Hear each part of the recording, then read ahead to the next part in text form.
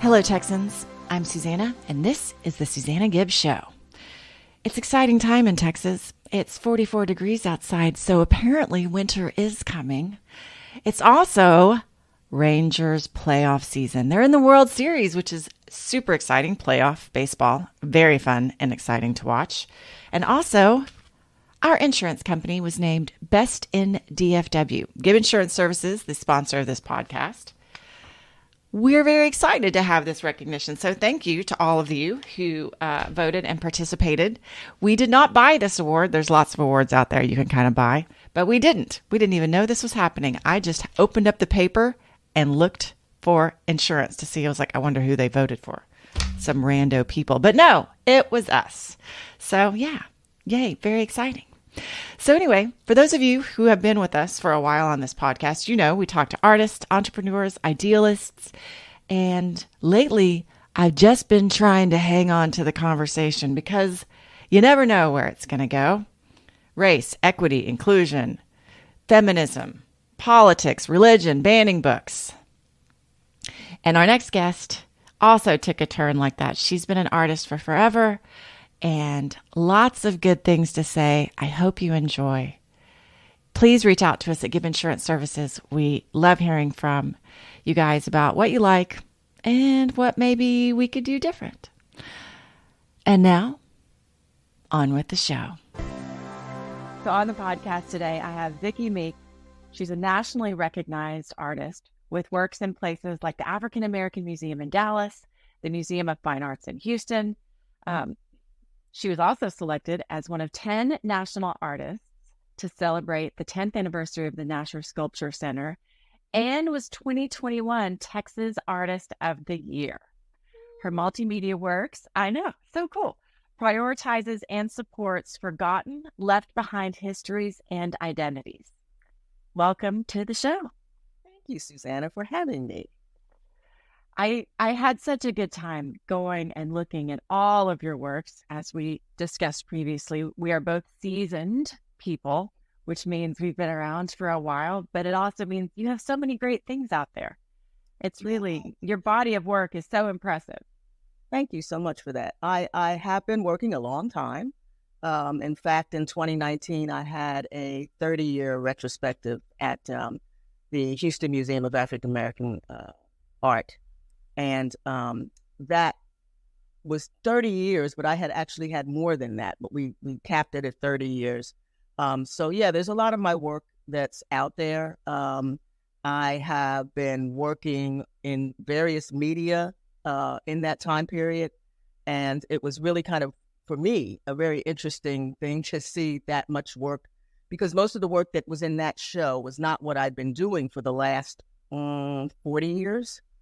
I had been invited to be a part of exhibitions, and I made what are called discrete works for specific exhibitions. And that's the work that was in that retrospective. So I had literally never seen all of that work together, and it was great. Oh, yeah, it was great to see it all together. So when you make pieces of art like that, it goes away from you, right? Like you don't get it anymore. Like if you make a piece of art for the Nasher, does the Nasher own it? Oh, no. That's not how it works. Oh, okay.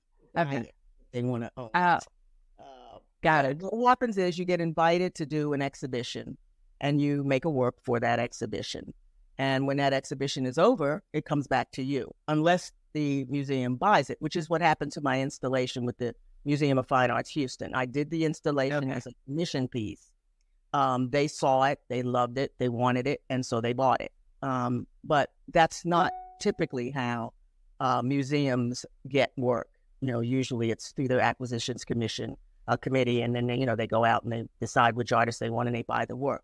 So I had to get some of it back from collectors, but I had a lot of the work that was in that exhibition in storage.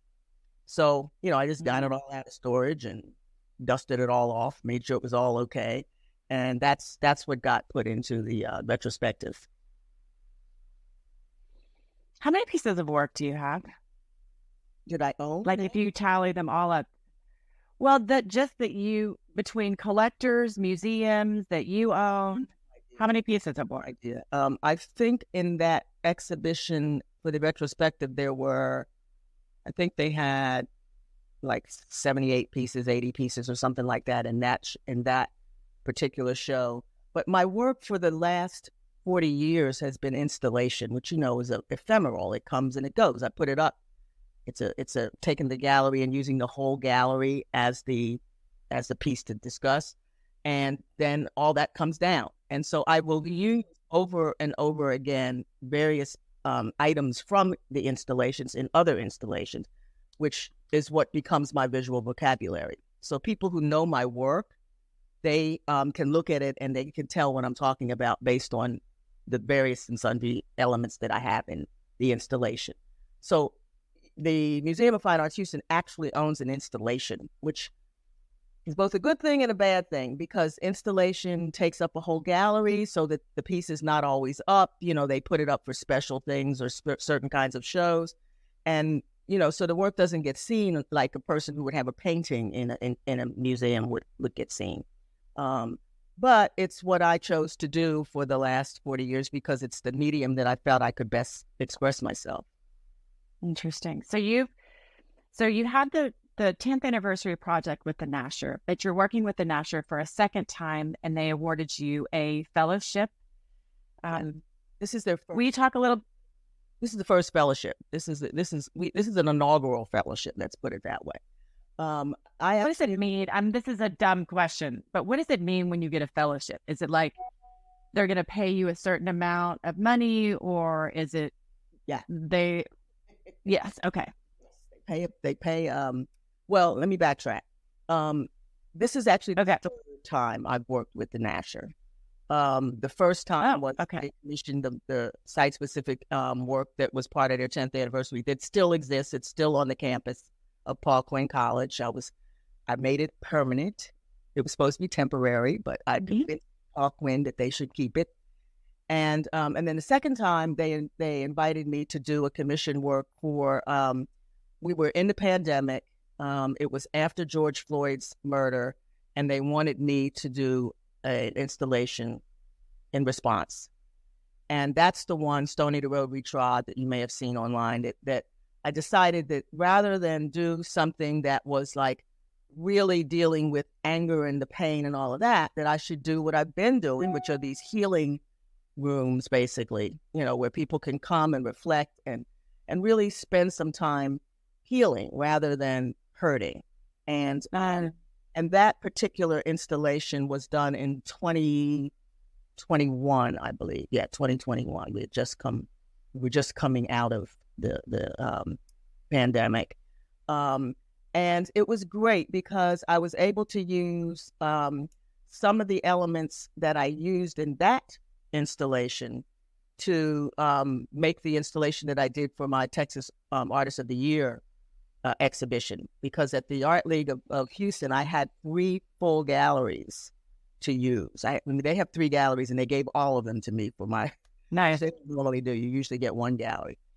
So I was able to use some of the elements from the Stony the Road We Trod in this Art League installation, because I was once again looking at this idea of the ancestors healing us and being a part of our foundation and all of that. And so it was great. I had a piece that related to a piece that I had done earlier in Dallas. But to go back to the inaugural fellow thing, what happened is after that installation was done, Jeremy Strick approached me about doing something permanently with the Nasher. And he said, we want a permanent relationship with you. What do you think that should be? And we talked. So anyway, we tossed around a few ideas, like artist in residence and this and that. And so I talked with a friend of mine, Rick Lowe, who had done some residencies and what have you. And he said, you should propose being a fellow, because with a fellowship, you can sort of design what it is that you want to do. And then from there on, if they continue with the fellowship, then that's what the fellowship will be. So I proposed that to Jeremy. He liked the idea, and they raised a bunch of money because, the idea is that I'm a fellow for them. So I'm not an employee per se, but I am on their payroll. Okay. And then I decided that what I wanted was for this fellowship to address the idea of these disappearing communities in Dallas, of disappearing communities of color in Dallas due to gentrification. And so that's what this 10th Street Historic District project is. It's an examination of how can artists in some way creatively commemorate and remember, or in this case, they're not gone yet, but they're rapidly disappearing. How do we do something that will keep those stories alive, the stories of the people who live there? So, and this fellowship was awarded in December of 2022, correct? Yes. And it's an 18-month fellowship. So at this point, you are about halfway in, right? 3 years. 3 years. Yeah, 18 months is this first phase that we're doing. And the first phase is 10th Street Historic District. But then we will roll into the Mexican-American community and what, Little Mexico's gone and, other communities are disappearing rapidly. And then the last one will be the indigenous community, which is that practically no one knows anything about that because it's been gone for so long. And in each case, what I'm doing is I started this one off. This is the African-American one.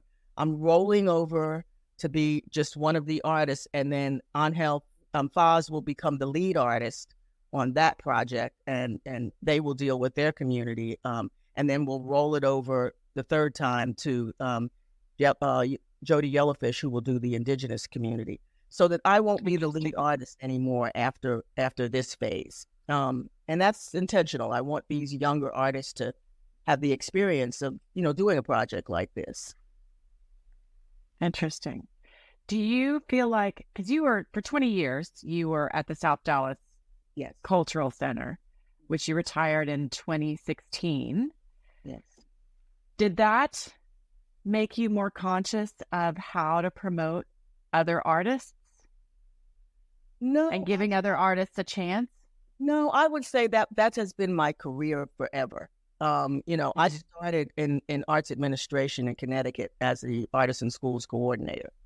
So I was promoting artists from, this is in the 70s. So I've been promoting artists a long time. And it's just, I was mentored. I was mentored by Elizabeth Catlett and many other older women, Black women artists. And I feel like it's my responsibility to promote other artists. It's not just me out here in this world. I feel like it's hard enough for women artists in particular to get anywhere. And if we're not helping each other, who's going to help us? It's one of the reasons why I'm so high on Vignette Art Fair, which is a visual art fair that will open in the first week of November. That is all about women artists in Texas. And I curated that, not curated it, but I juried it last year. And then the year before that, during the pandemic, they couldn't have an actual fair. So we did a thing where we awarded grants to 5 women artists just to do and had a pop-up exhibition in Deep Ellum. But, if we're not helping each other, I don't know who's going to help us. So that's one of the motivations behind my helping other artists, is that, artists are not terribly revered in this country, as you probably well know. I went to school in Europe when I was a kid and when I was in college, and it was amazing how people viewed artists there versus what they do here. Here the first question people ask you when you say you're an artist is, was that your hobby? And, they were like, artista. I mean, they were thrilled to know that they were talking to an artist. So, we gotta admit that here we have to help each other. What is that? Are there less artists there? Is it more interesting, or is it just, no, it's just how much more important art is? Exactly. Art is something that is not just an add-on in other countries. Here, we all know that the arts for the longest time were just something the elite played around with. It was not something that and even now, not the ordinary person doesn't typically know much about art because we don't teach it. We don't use it as an ongoing thing in our community. I mean, it's only recently that we've begun to see a real upswing in public art where people are engaged in that. Most of the public art programs now around the country almost require that an artist engage with community before they do the work. But that's a new phenomenon. That's not the way we typically engage with art in this country. And most of the art programs have been taken out of the public schools, so kids don't get to grow up doing art like I did, So, in Europe, that's not the case. In Africa, that's not the case. In Asia, that's not the case. These people are exposed to their art all the time. One of the things that you do that I really found interesting was the way that you look at, there's two things as far as marking history through your art, but also exploring current themes. Like one of the shows, which I found, I love the title for this, and it's at the Talley Dunn. It was the Talley Dunn show. What point do we disappear? Black women's obsession with white femininity. Would you talk a little bit about that show and what that was about? Sure. So first of all, I love that show. I love all my shows, but great title. I love this show because this was, first of all, it was my first foray into Dallas because my art life has been in Houston because I didn't want to compete with the local artists because I felt like that my job was to promote them.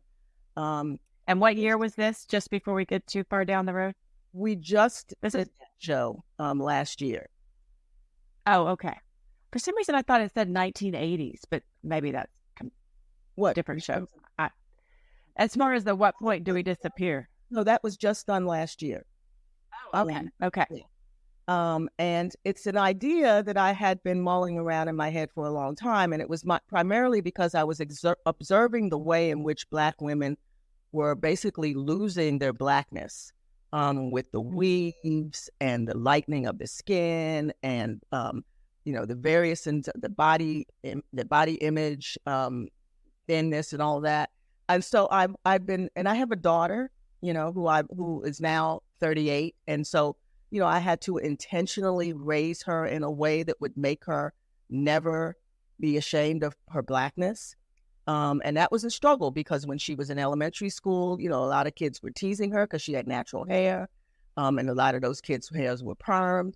And so, I had been talking about, I got to do something that addresses this whole notion of what Black women are and have become.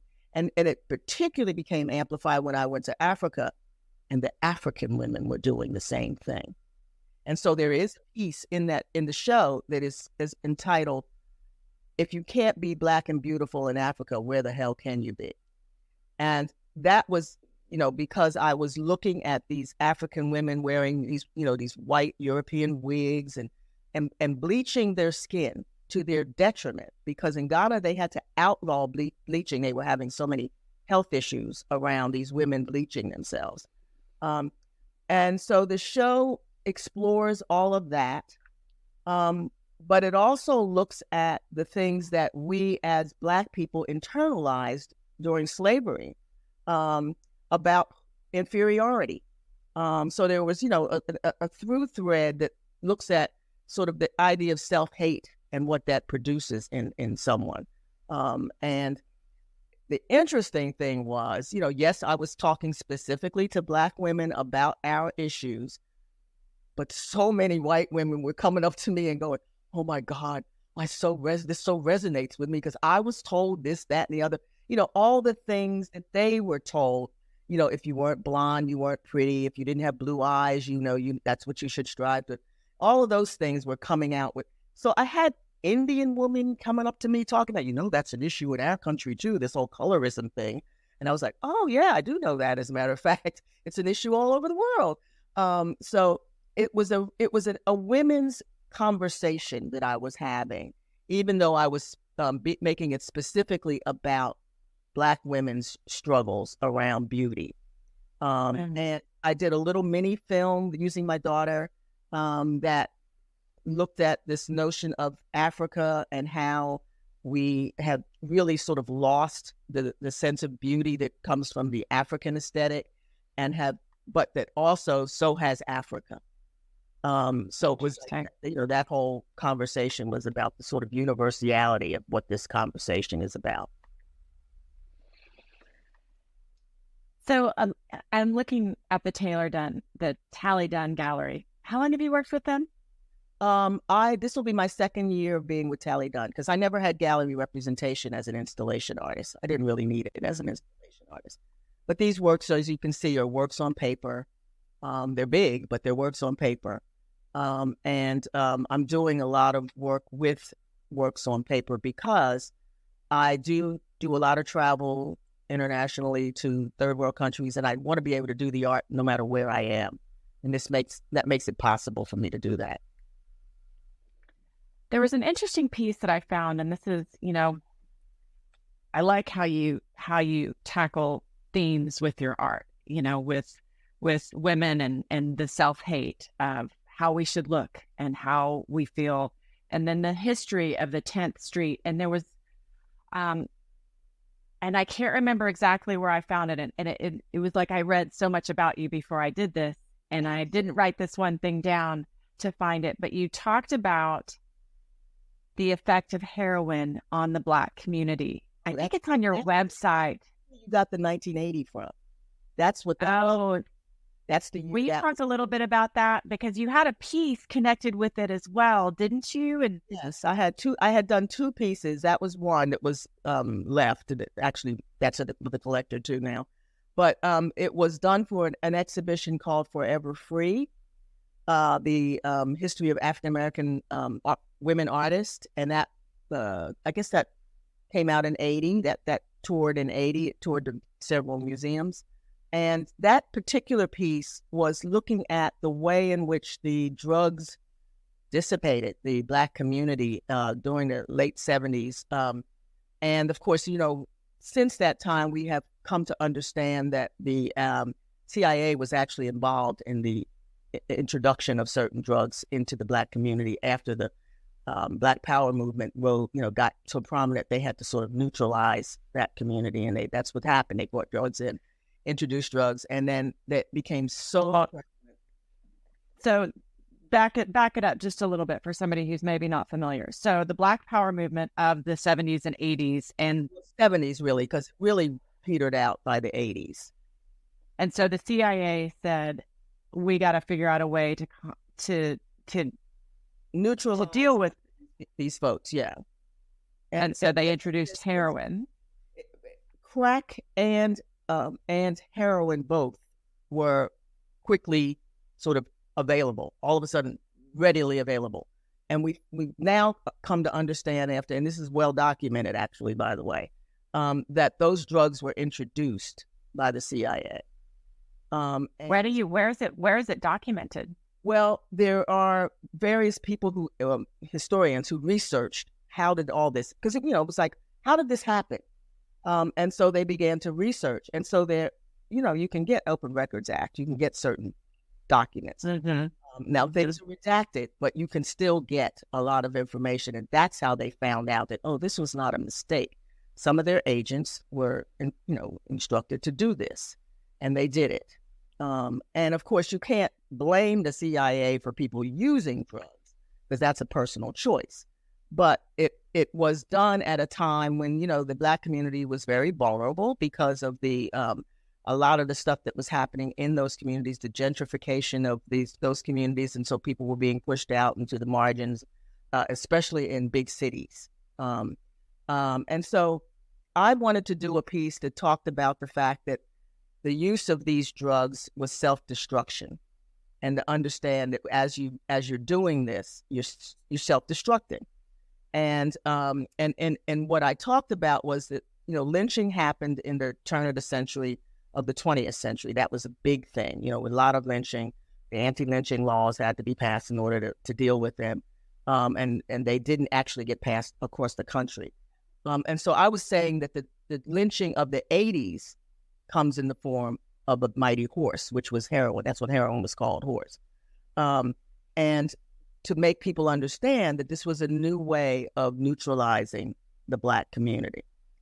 And of course, then we had the crack epidemic, and that did the same thing. So I was very interested in the idea of us being aware of what drugs were doing to our community. Wow. I didn't read that part of it. I didn't read the CIA part of it. And this, I mean, I guess there was the part about, well, it was introduced. I just didn't hear, by here, it feels like such a betrayal of people who are supposed to be taking care of the country, not figuring out ways to. Well, now understand that they've done a lot of things that we don't particularly. Yeah. That's a hard part. You know, we talked about that in the last podcast with Doug Swanson about, he did a big study on the Texas Rangers. So, which was a very interesting discussion, and it raises some interesting questions. It's, how do we look at history in a way with our modern eye to reflect, look back on what was done, judge, not judge, examine. And it becomes at such an interesting time when the controlling the narrative is very, it's up for grabs. Right. I mean, I think it's one of the reasons why I am so intent on making sure that the stories get told that need to be told. Because as we look at these states who are trying to literally take us back to the 1950s, when there was nothing really in the history books about Black people, except I learned, I can tell you, having gone to school in the 1950s, we learned about two people, Harriet Tubman and George Washington Carver, and that was it. So all of the Black history that I know from my family, not from school. And what we're rapidly, go ahead. Yeah, no, you go ahead. What we're rapidly going back to is that time when children will not learn about the struggles of African Americans because the struggles might make a white child feel bad, which I haven't found a single white child ever who has been upset by learning about history. In fact, it makes them more eager to learn more. And, you know, I feel like these politicians are literally missing the point because, first of all, we live in the internet, in a technological age when these children, you ban a book, they're going to go find that book. And it makes it more interesting. Of course. And the chances of them having read the book in the first place are so slim because, you know, kids aren't reading. Let's just put it out there. They're not reading any books. And so what you've done is you've essentially alerted them to the fact that they ought to read these books because I mean, after all, I mean, in my time, it was Catcher in the Rye. You know, that was a banned book at one point, and you know, everybody wanted to read Catcher in the Rye because of it. So I'm really concerned that we don't tiptoe around this. I mean, as an artist, I feel I have a platform to talk about all kinds of things that maybe folks don't want kids reading. But, you know, I ran a cultural center for 20 years, and I had kids from the age of 5 to the age of 15 in my program. And they learned all about their history that they never learned in school. And all it did was make them prouder to be themselves. So, you know, the idea that this is going to somehow damage our children's minds by knowing what is really going on in the world. No, it means that they're going to be really informed adults when they get to adulthood. And maybe they'll make better decisions than some of these people who are, you know, trying to erase the history. What do you feel like your responsibility as an artist is? Well, I will say this is only me. I don't feel like there is a thing you can say artists are responsible for. This is for me. For me, I feel I have a responsibility to uplift my people as I'm doing my work. I have a responsibility to tell the truth in my work. I have a responsibility to make sure that the work is always excellent, meaning the craftsmanship is excellent, because I feel that that's part of this conversation about being an artist is, are we putting out the best possible product for people to, you know, engage with? And I also feel it's my responsibility to remember. You know, memory is very important. And I am one of those artists who wants to remember and to put out there what I am remembering and to also my history, my history is really important to me. And so I feel like that's always going to be a part of what I do. You've had so much success, but having been an artist, I'm still an artist, but an artist life is not one happy cakewalk of success. No. It's almost like if there has to be struggles to be an artist. Absolutely. It's like you can't do it without the struggles. Absolutely. And I mean, I don't shy away from the struggle. I mean, there's some people who are, just depleted by if that doesn't go right and they just don't know what to do. And that doesn't ever faze me. And I can tell you that it's from, going, I went to art school in 1967. I'm sorry, 1967. Oh my God, a long time ago. I was the only seasoned baby. I know, very. I went to Rhode Island School of Design. That's where I started. I was the only Black female in the entire school. No Black faculty. And I can tell you in the 6 years of college, I've never had a Black faculty member as an art professor. So, I knew that I had to have some strength to do what I wanted to do because I wasn't seeing myself as I was doing it. And so now things are a little bit better, not a lot better, because if you look at these art departments, they're still pretty white, pretty male in many cases.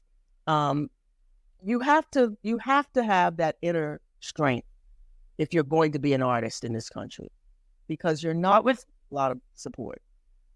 What was your biggest challenge as an artist when you literally were like, you know what, that's it, I'm not doing this anymore, I can't do it? Never had it. Never had that moment. In fact, it's one of the reasons why, as an arts administrator, I kept being an artist. I did not, like a lot of my friends who were in the business, we all, back in the 70s, were artists starting out. There was no school to go get arts administration training. We were all artists. But I made a commitment to myself that I was never going to stop producing my work. So I committed to doing at least 2 shows a year that I would be in. They could be group shows, but I had to make work. And that has served me well, because I don't think I would have been able to do what I'm doing now if I had not continued to be an artist, a working artist, throughout my entire arts administration career.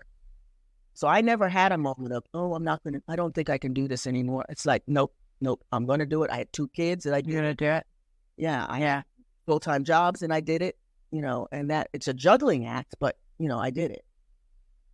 Well, there's so many, we talk to so many people who have overcome, so many things as far as, and that's some of the feedback I get from people is like, wow, I really like when in a previous podcast, we had a guy who hit rock bottom, literally rock bottom, and kind of crawled his way back to the top. What challenge do you think, did you ever have a rock bottom moment that you were like, really had to struggle to crawl back up, as well as, and how you did it? I think the only time that I was actually I'm a really positive person. That's the first thing. Interesting. I'm very blessed to have not been, burdened with depression or things like that many artists do have. I mean, that's a common thing is that there are artists have depression and all kinds of other, mental issues. I'm not that person, but I will say that when I got divorced, that was a very difficult time because I was just beginning to really take off as far as my art was concerned. And I had these 2 kids, although I will say I chose well because my ex-husband was not one of those guys that was going to disappear on me. So he was, actually very involved with my kids. So I didn't have that pressure. But of course, I was the first person to get divorced in my family. And that was a really big thing because, my parents were not people who ever thought that that's something you did. You worked it out. You went to counseling, you got help, you did whatever you had to do. So that was difficult. And I had a period there where of course, I did do an installation about it. It's called Till Death or Divorce Do Us Part. And that was an installation I did that my ex wasn't very happy about. But anyway, I tend to work things out through my art rather than to, fall into a deep funk and not be productive. The same thing happened when I had this surgery, my thyroid taken out.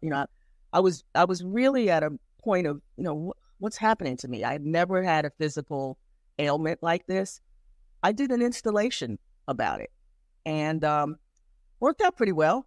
A lot of people respond to it well.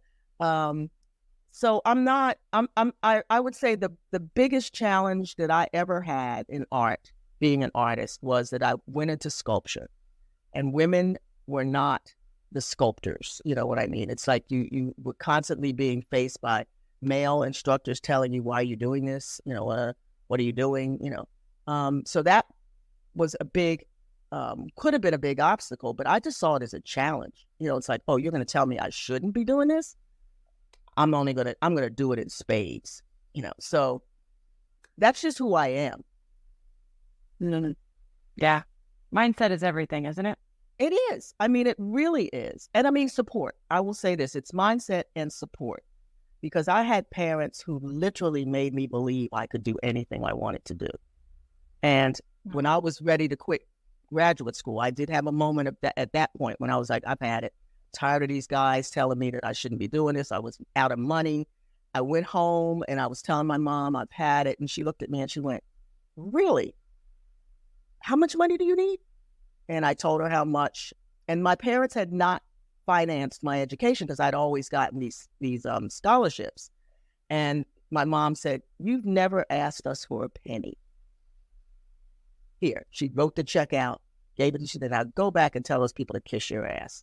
And so that's what I did, but it was like, it was her saying that, no, you're not going to let these people defeat you, and money is not going to be the problem. So she sent me back to Wisconsin and I finished up, got my MFA and got out of there. But that was probably the lowest point that I'd ever gotten was in graduate school. Well, Vicki, it has been a pleasure having you on the show. I really enjoyed talking with you. And per the usual, I could talk with you for about 2 more hours about art and theory and history and race and feminism and everything else. All those things, all the light topics. We'll just go in religion and politics while we're at it. Why not? Let's do that. Well, thank you again. How can people find you if they want to find you? Well, I'm represented by Talley Dunn Gallery, and that gallery is located near the campus of SMU on Tracy Street, and they can go, Talley has my work, and so they can go there to see the work. And I do have a website, which you're welcome to visit too, which is VickiMeekArt.com. And I will be showing from now on, on occasion, not every year, but, next year I'll have another one-person show at Talley Dunn Gallery, and come see it. Come see it. I am excited to come and see it. Thank you again for being here. I always love talking to people who have been in art for a long time because you end up talking about the state of art, their art, where they want to go, where it's been, how it's changed. And she was a lovely person. I can't wait to have her back. And now, your insurance story of the week. I'm just going to hold this up one more time. We love our clients and customers. They're really what keep us in this business. We're not in this business because we love dealing with insurance companies. That's 100% for sure. It's always about the people. It's about the people, about the connections we make, the relationships we forge. And so to be honored with this really means a lot to us. So thank you, DFW. And we look forward to continue serving you in the best way possible. Appreciate that you guys keep showing up, keep listening. Thank you again, and we'll see you again in 2 weeks. Have a good one.